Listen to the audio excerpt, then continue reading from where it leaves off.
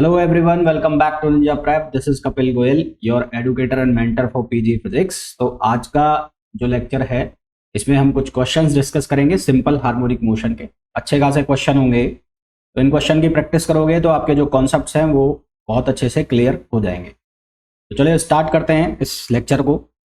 तो सबसे पहला जो क्वेश्चन आप लोगों के सामने है, उस क्वेश्चन में हमें बोला गया है हॉरिजॉन्टल रॉड, एक हॉरिजॉन्टल रॉड है of mass m and length l is pivoted smoothly at one end. ये कोई वॉल है, इस पर इस लेंथ l की जो रॉड है इसको पिवोट कर दिया गया है ना। पिवोट करने का मतलब होता है इसको हिंज कर दिया है, जैसे एक एंड पे गेट खुलता है उस तरह से इसको क्या कर दिया गया है, हिंज कर दिया गया है। स्प्रिंग फोर्स है, स्प्रिंग का कांस्टेंट है k, the rod is rotated inverting in vertical plane है ना, वर्टिकल प्लेन में रोटेट की जा रही है, यानी कि इस तरह से इसको घुमाया जाता है। Small angle theta from its horizontal equilibrium position and release angular frequency हमें बतानी है। देखो इसको कैसे करोगे, इसको करोगे आप एंगुलर एसएचएम के कॉन्सेप्ट से। कहने का मेरा मतलब क्या है, इसका इक्विवेलेंट डायग्राम बनाओगे। इक्विवेलेंट डायग्राम जब बनेगा, मैं मान लेता हूं कि इसको खींच दिया मैंने, ये ऐसे ऊपर चली गई, ऐसे ऊपर चली गई, इसकी लेंथ है l। तो जब ये ऊपर खिंची होगी तो स्प्रिंग भी खिंची होगी इसके साथ। अब कितनी खिंची होगी वो हम काउंट कर लेते हैं। स्प्रिंग लेट सपोज इतनी खिंच गई, ठीक है। यहाँ से जो एंगल कंस्ट्रक्ट हो रहा था, ये मैं एक हॉरिजॉन्टल लाइन ड्रॉ कर देता हूँ यहाँ पर ऐसे, और ये हो गया थीटा। तो इसने अपनी पोजीशन से मान लो कुछ इतना डिस्प्लेसमेंट ले लिया, पहले इतना इस पोजीशन पर थी और यहाँ से यहाँ तक इतना चेंज आ गया। तो ये जो चेंज आया है ये इस एंगल की वजह से आया है, और इस एंगल को अगर हम नाम दें थीटा है ना, यहाँ ये पहले थीटा 1 था, लेट सपोज ये हो गया थीटा। तो ये कितना खिंचा है, ये एक आर्क दिख रहा है आपको, आर्क, ये आर्क के बराबर खिंच रहा है, यानी कि आप ऐसे एंगल बनाते हैं ऐसे ऐसे, तो ये हो जाता है रेडियस, ये हो जाता है एंगल। तो आर्क बराबर क्या होता है, एंगल इंटू रेडियस, तो एल इंटू थीटा। मेरा कहने का मतलब है जो डिस्प्लेसमेंट आया हुआ है यहाँ पर एक्स डिस्प्लेसमेंट, वो किसके इक्वल होगा, एल इंटू थीटा के, ठीक है। डिस्प्लेसमेंट कितना हो गया, एल इंटू थीटा, और परपेंडिकुलर डिस्टेंस जो मिल रही है इस पिवोटेड पॉइंट से, लेट सपोज ये पिवोटेड पॉइंट है ओ, तो यहाँ से इसको जो परपेंडिकुलर डिस्टेंस मिल रही है ये वाली स्प्रिंग को, वो कितनी मिल रही है, एल। तो यहाँ पर हम कॉन्सेप्ट लगाएंगे रीस्टोरिंग टॉर्क का, ठीक है। किसका कॉन्सेप्ट लगाएंगे, रीस्टोरिंग टॉर्क का। तो रीस्टोरिंग टॉर्क जो यहाँ बनेगा, रीस्टोरिंग टॉर्क, तो रीस्टोरिंग टॉर्क को हम लिखते हैं टाउ से।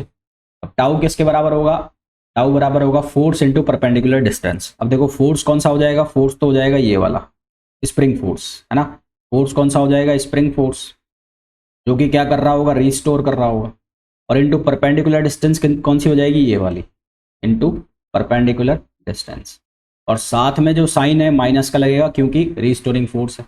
अब स्प्रिंग फोर्स जो होता है, स्प्रिंग फोर्स, वो स्प्रिंग फोर्स किसके इक्वल होता है, वो होता है k इंटू एक्स, यानी कि स्प्रिंग का स्प्रिंग कांस्टेंट और जो डिस्टेंस होती है स्प्रिंग की, डिस्प्लेसमेंट होता है वो। तो स्प्रिंग कांस्टेंट कितना हो गया k, और जो डिस्प्लेसमेंट हो गया वो कितना हो गया, एल थीटा। तो अब यहाँ अगर इस कॉन्सेप्ट को हम लगाएं तो टाउ रीस्टोरिंग वो किसके इक्वल हो गया, वो हो गया माइनस स्प्रिंग फोर्स कितना हो गया, के एल थीटा, और परपेंडिकुलर डिस्टेंस कितनी हो गई, एल। यहाँ पर मैंने इसको अगर स्मॉल एल लिख दिया, इसको स्मॉल एल लिख दो, चलो ये भी स्मॉल एल, तो ये कितना हो गया, के एल थीटा इंटू एल। इसको लिख दिया मैंने इक्वेशन नंबर फर्स्ट। अब आप एक ये चीज़ भी जानते हो कि जो टाउ है, टॉर्क जो है वो किसके बराबर होता है, आई इंटू एल्फा है ना। वी नो दैट टाउ जो है वो किसके इक्वल होता है, आई अल्फा। अब जो रोटेट कर रहा है यहाँ पर, जो घूम रही है रॉड, किस पॉइंट के अबाउट घूम रही है, ओ पॉइंट के अबाउट। तो जिस पॉइंट के अबाउट घूम रही है, यानी कि ये एंड पॉइंट हो गया रोड का, तो एंड पॉइंट के अबाउट हमें क्या चाहिएगा, moment of inertia. End point के about moment of inertia rod का जो है वो क्या होता है, आई एंड। अगर आपको याद है तो बहुत अच्छी बात है, नहीं तो ये लिख लेना है यहाँ पर, एम एल स्क्वायर अपॉन 3 कितना होता है, एम एल स्क्वायर अपॉन 3। तो अब हम इन दोनों इक्वेशंस को इक्वल कर देंगे। दोनों इक्वेशंस को इक्वल कर दोगे तो क्या बनेगा, ये बनेगा आई। अल्फा को आप क्या लिख सकते हो, अल्फा को लिख सकते हो d two theta over d t two equals to minus k l square हो जाएगा और थीटा। तो यहाँ से थीटा डबल डॉट, ये d two theta upon d t two को क्या लिख सकते हो, थीटा डबल डॉट। इसको इधर लेके आओगे तो ये प्लस हो जाएगा, ये होगा के एल स्क्वायर अपॉन आई और थीटा इक्वल्स टू 0। तो ये जो चीज़ बनी है ये वाली, ये क्या बन गया, ये बन गया ओमेगा स्क्वायर। तो यहाँ से ओमेगा स्क्वायर की वैल्यू हो गई कितनी, के एल स्क्वायर अपॉन आई। आई जो है वो किसके बराबर होगा, एम एल स्क्वायर अपॉन 3। तो यहाँ से इसको सॉर्ट आउट करोगे तो के एल स्क्वायर, आई की वैल्यू कितनी रखोगे, एम एल स्क्वायर, और ऊपर जाएगा 3 तो ये कटेगा। तो यहाँ से ओमेगा की जो वैल्यू बनेगी वो कितनी बनेगी, √3 के/m। अब इसको सॉल्व कर लो, यहाँ से टाइम पीरियड निकाल लो। टाइम पीरियड कैसे निकालोगे, ओमेगा बराबर होता है 2π/t। इसको रेसिप्रो मतलब रीशफल करके और फिर टाइम पीरियड का आप आंसर निकाल सकते हो, ठीक है ना। तो यहाँ पर जो कॉन्सेप्ट यूज हो रहा था वो कौन सा हो रहा था, रीस्टोरिंग टॉर्क का। नेक्स्ट क्वेश्चन पे आओ। नेक्स्ट क्वेश्चन जो है इसमें हमें बोला गया है, ये वापस से हमें लेंथ, ये हिंज है यहाँ पर, हिंज इसको सही कर लो, हिंज हिंज के कंटिन्यू करें उसके पहले मैं आपको इन्फॉर्म करना चाहूंगा कि विजेता बैच स्टार्ट हो रहा है 5 अगस्त 2024 से। इस बैच में आपको IIT जैम और CUET PG 2025 दोनों एग्जाम को ध्यान में रखते हुए प्रिपरेशन कराई जाएगी। फिजिक्स के लिए ये बैच रहेगा। इस बैच में आपको लाइव क्लास के साथ साथ रिकॉर्डेड क्लास भी अवेलेबल होंगी, यानी कि एक क्लास आपकी लाइव चलेगी, एक क्लास रिकॉर्डेड रहेगी, ताकि आपका जो कोर्स है वो टाइमली कंप्लीट हो जाए। और बाकी बैचेस की तरह इस बैच में भी आपको बहुत सारे क्वेश्चंस मिलेंगे प्रैक्टिस के लिए भी, और मैं खुद भी करवाता ही हूँ। साथ में आपको टेस्ट सीरीज भी दोनों एग्जाम्स की इसमें अवेलेबल रहेगी। बाकी पूरी डिटेल के लिए आप ऐप पर जाके इस बैच की जो डिटेल्स हैं वो चेक कर सकते हैं। मिलते हैं बैच के अंदर। इसके अलावा अगर आपको अलग से बैच ज्वाइन करना है CUET PG के लिए, तो उसके लिए आप मंजिल बैच ज्वाइन कर सकते हैं। और अगर आपको सिर्फ जैम के लिए प्रिपेयर करना है तो उसके लिए आप IIT जैम का जो लक्ष्य बैच है उसे ज्वाइन कर सकते हैं। और अगर आपको मेरे साथ जुड़ना है तो आप टेलीग्राम जो चैनल है मेरा, जो टेलीग्राम ग्रुप है उसे आप ज्वाइन कर सकते हैं। कपिल गोयल फिजिक्स नाम से आप टेलीग्राम पर सर्च करेंगे तो वहां पर आपको चैनल मिल जाएगा। साथ ही साथ लिंक जो है इसका वो डिस्क्रिप्शन में भी आपको मिल जाएगा। तो चलिए वापस चलते हैं वीडियो की। तो मतलब वो पॉइंट जिसके अबाउट मोशन, रोटेशन मोशन हो सकता है, ऐसे रोटेशन हो सकता है, ठीक है। और इसकी जो लेंथ है वो है L, और ये जो हिंज है वो बीचों बीच है। इसका स्प्रिंग कांस्टेंट भी K है और इसका स्प्रिंग कांस्टेंट भी K है। इसमें भी हमें टाइम पीरियड निकालना है। इसको कैसे सॉल्व करेंगे, मान लेता हूं मैं जो ये रॉड है ये इस तरह से रोटेट कर जाती है, इस तरह से रोटेट कर जाती है। मेरे कहने का मतलब ये है कि ये वाला हिस्सा खिंच गया ऊपर की तरफ, ये खिंच गया ऊपर की तरफ, और यहां पर ये इस तरह से बन गया, और ये वाला हिस्सा है जो नीचे आ गया। तो ये रॉड इस तरह से घूम गई, तो ये हिंज बीचों बीच था। तो ये सारा जो है वो कहाँ से हो रहा होगा, बीच में से हो रहा होगा। मान लो यहाँ से ये सेंटर लाइन पास हो रही है, तो ये जो डिस्टेंस है, ये डिस्टेंस कितनी है, L/2। तो ये डिस्टेंस भी कितनी होगी, ये डिस्टेंस भी होगी L/2। ये एंगल जो है वो कंस्ट्रक्ट हो गया कितना, थीटा। तो ये एंगल भी कितना हो जाएगा, थीटा।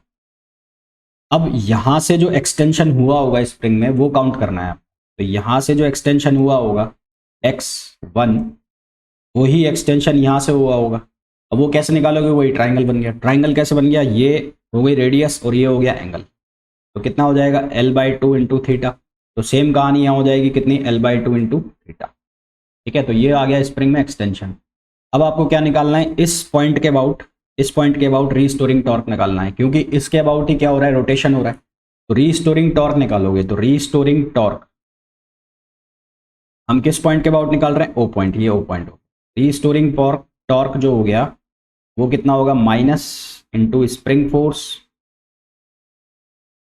फोर्स और into perpendicular distance.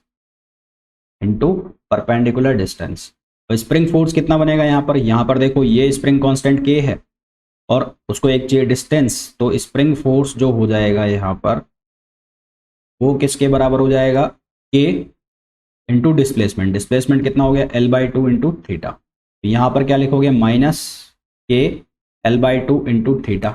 Perpendicular distance, यहाँ से एक स्प्रिंग को कितनी मिल रही है, यहाँ से एक स्प्रिंग को मिल रही है L/2, है ना। यहाँ से हो रहा है सारा काम, तो यहाँ से और यहाँ तक की डिस्टेंस कितनी हो रही है, L/2।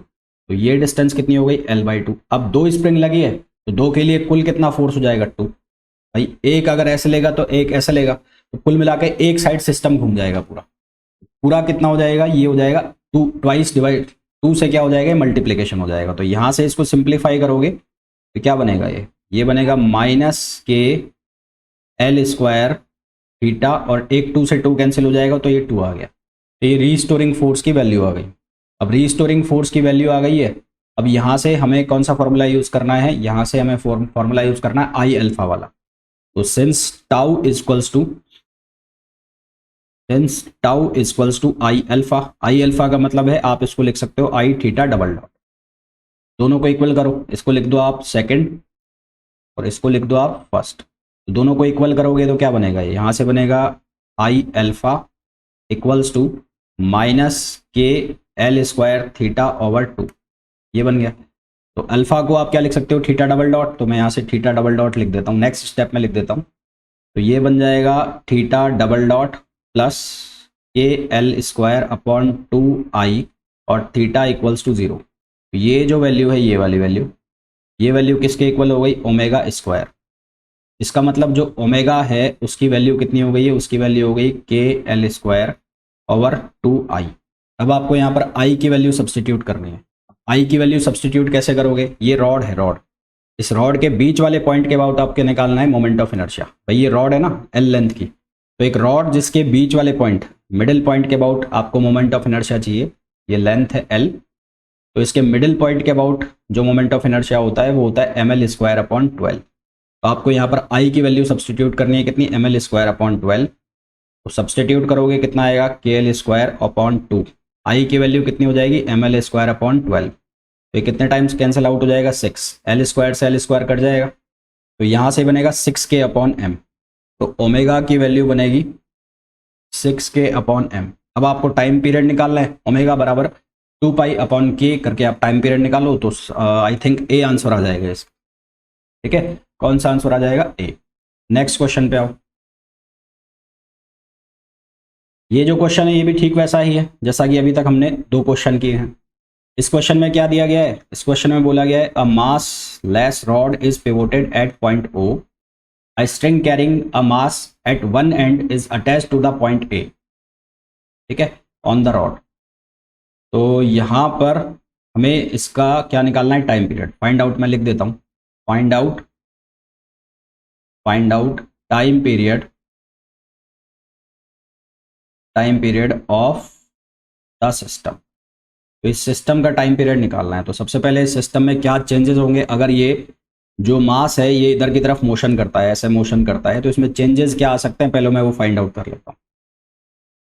तो अगर ये इधर चला, ये इधर चलेगा तो स्प्रिंग खिंचेगी, स्प्रिंग एक्सटेंड होगी, तो मान लेते हैं स्प्रिंग एक्सटेंड हो गई है, एक्सटेंड हो गई क्योंकि ये जो रॉड है ये पिवट हो गई। पहले ये रॉड सीधी थी ऐसे,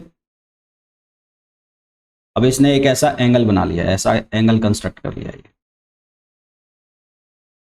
तो ये एक एंगल कंस्ट्रक्ट कर गई, और ये जो एंगल फॉर्म किया इसने, लेट सपोज ये एंगल है थीटा, ये वर्टिकल डिस्टेंस है कितनी, बी, ठीक है, और यहाँ पर स्प्रिंग कांस्टेंट कितना है, के है। तो ये जो एक्सटेंशन आएगा, एक्सटेंशन कितना आएगा, यहाँ से यहाँ तक आएगा, और उसको मैंने लिख दिया बी थीटा क्योंकि लेंथ कितनी है, बी है। अब ये यहाँ से गया और ये पुली है और ये मास है एम, ठीक है, और ये जो डिस्टेंस है यहाँ से यहाँ तक, ये डिस्टेंस कितनी है, ए, और ये हो गया।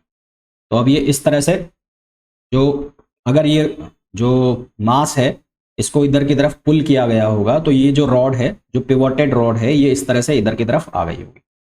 तो यहाँ पर सबसे पहले तो कौन सा टॉर्क लग रहा है, रीस्टोरिंग टॉर्क, जो इस स्प्रिंग को अपनी जगह पर वापस लाएगा। तो रीस्टोरिंग टॉर्क जो होगा स्प्रिंग के लिए, तो टाउ रीस्टोरिंग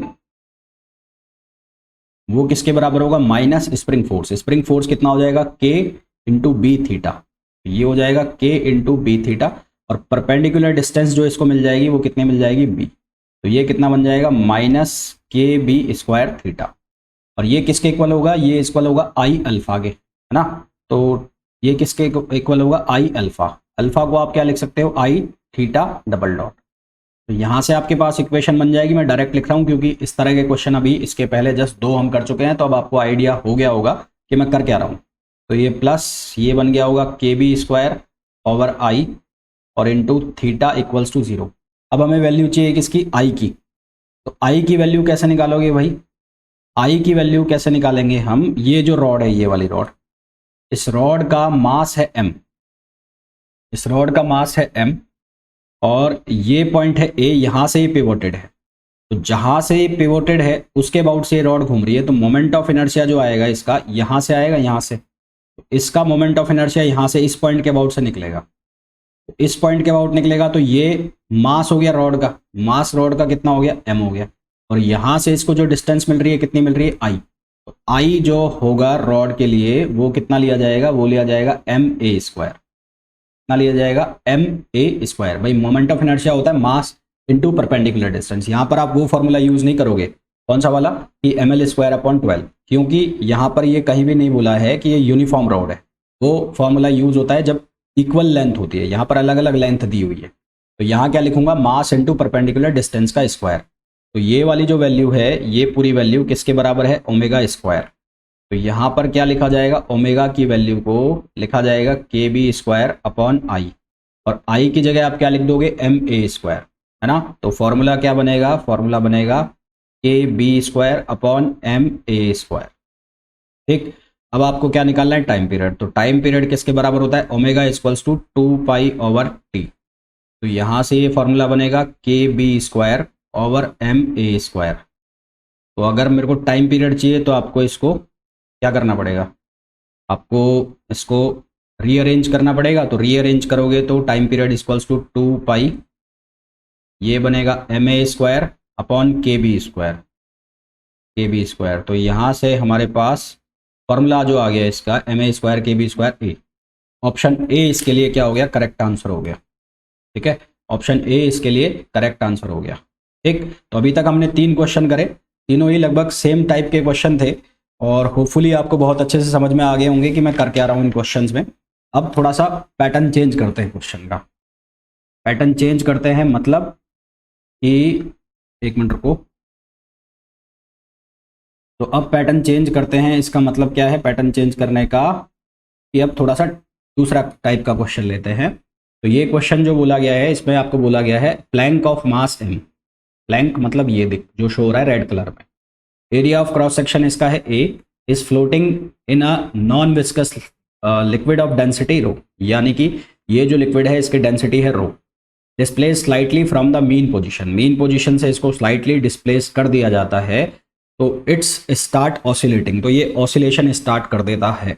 तो हमें क्या बताना है इसका, हमें टाइम पीरियड बताना है। तो टाइम पीरियड बताने के लिए आपको चाहिए रिस्टोरिंग फोर्स। तो रिस्टोरिंग फोर्स जो है